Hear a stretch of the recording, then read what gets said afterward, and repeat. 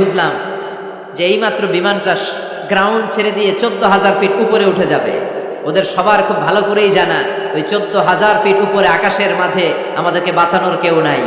কেউ আমাদেরকে, পুলিশ আমারে বাঁচাতে পারবে না, এয়ারলাইন্সের ম্যানেজার আমারে বাঁচাতে পারবে না, কোনো সিকিউরিটি আমারে বাঁচাতে পারবে না, ফায়ার সার্ভিসের ওরা আমাকে বাঁচাতে পারবে না। ওই 14,000 ফিট উপর থেকে আমারে বাঁচাতে পারে একজন, চিল্লায় বলেন যিনি কে। এটা খুব ভালো করে জানে, হিসাবটা খুব সহজ।